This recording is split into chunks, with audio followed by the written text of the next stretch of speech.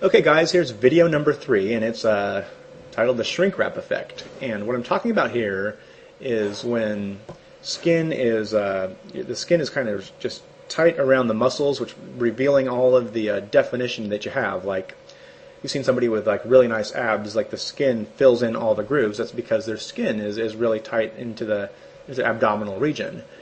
And there's a couple different ways of doing this, but let me talk about what this is not, first of all, just to get this out of the way. This is not carb loading and carb depleting.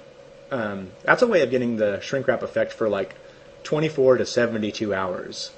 And what happens there is people like carb deplete, they don't eat any carbs for a few days, and then right before like a photo shoot, like 2 days before, they'll eat a bunch of carbs, and then their muscles overcompensate, that loads in the glycogen, and it's their muscles become bigger than normal for like 24 to 72 hours, and that makes the skin tight around their muscles and gives them a shrink wrap effect for just a couple of days.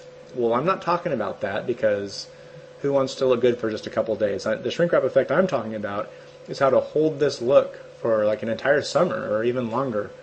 And there's 2 ways of doing this, so let me talk about the common method of doing this. The common method is to diet hard and get to a low body fat percentage. I mean, that's common sense, right? But to hold that body fat level for at least 6 to 8 weeks without losing muscle. So you want to be at that exact same size and hold that size, and within about around the 2-month mark or like 6-week mark, the skin will adapt to that new smaller body size that you are, and so the skin will look nice and tight around your new body size. And that's why like lots of times people look better in mid-July than they do at the beginning of June, because their skin is lagging behind. And so that's the common way. But I do have a more advanced strategy that works better, so let's talk about that. Okay, so here you've really got to watch video number 2, the one right before this, to understand what I'm talking about here. But here what you want to do is you want to diet hard, get to that low body fat level just like you do using the common method. But here you want to work on, when you're lifting, you want to work in that lower rep range. You want to increase your muscle density, but purposely lose a little bit of that sarcoplasmic growth, the fluid within the muscle cells. So purposely avoid those higher rep ranges, avoid the pump, avoid fatigue and all that. And so get to about 5 to 10 pounds lighter than your ideal size, than your target weight. And what will happen is, during this period of time when you're lifting the lower rep ranges and dieting and stuff, your skin is going to shrink down and get really close to that lowest weight, that 5 to 10 pounds lighter weight that you are. And at some point it'll be kind of tight around that lower body fat level and that lower body size level that you are. But then what you're going to do is you're going to reintroduce that sarcoplasmic growth 3 weeks before an event. You're going to start training in the higher rep range.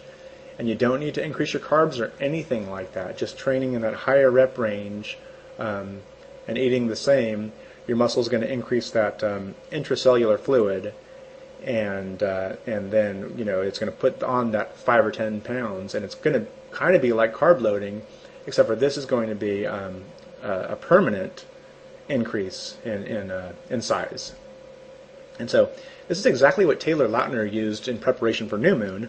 If you were to read his interview in Men's Health, I think it is, he talks about how with just 3 or 4 weeks to go and shooting the movie, that he was too light. And so what his personal trainer had him do was put on muscle right up until the day of the shoot. So they got him ripped, got him down to low body fat level, but he was working his way up right before the shoot. And that's the main key, is to get smaller than what you need to be by focusing on the low rep range, the myofibrillar density training, and avoiding the sarcoplasmic training.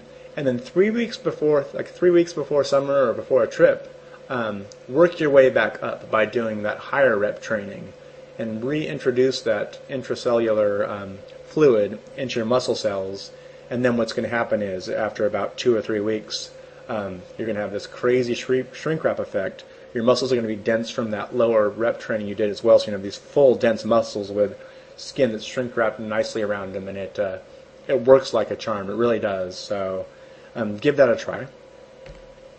And in the next video, I'm going to talk about how to tie all of this in together. How to build full, dense muscles with that angular look, not that sort of bloated, rounded look, and just how to make sure that you get that lean Hollywood type of look and kind of tie in all these things we talked about together. Okay, so I will see you over on video 4. All right, thanks.